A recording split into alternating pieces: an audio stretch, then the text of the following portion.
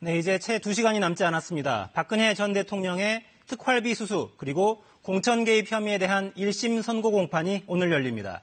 특활비 수수가 뇌물로 인정되느냐가 핵심입니다. 서울중앙지법으로 가봅니다.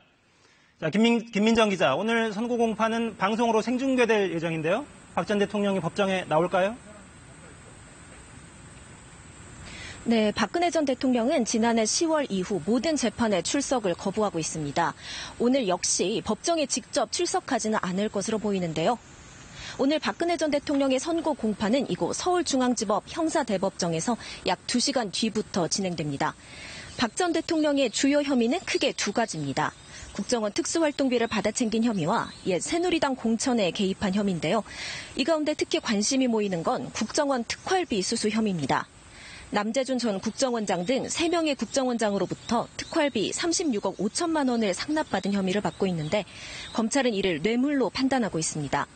박 전 대통령이 이 돈을 받아 최순실 씨의 의상실에 비용을 지급하거나 혹은 자신의 사저를 관리하는 용도로 사용한 것으로 보고 있습니다. 하지만 앞서 특활비를 상납한 혐의로 기소된 국정원장들과 특활비 전달 과정에 개입한 혐의를 받는 문고리 3인방의 재판에서 뇌물 혐의는 모두 무죄가 선고된 바 있습니다. 같은 사안에 대해 앞선 재판에서 무죄를 선고한 만큼 박 전 대통령 역시 같은 결과가 나올 것이란 관측이 나옵니다.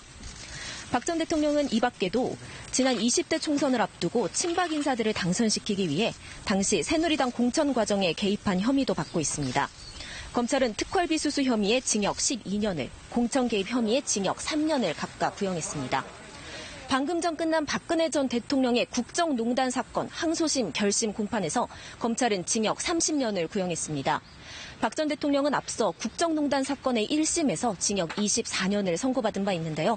만약 오늘 열리는 선고 공판에서 혐의 가운데 단 하나라도 유죄가 인정될 경우 박 전 대통령의 형량도 늘어나게 됩니다. 지금까지 서울중앙지법에서 KBS 뉴스 김민정입니다.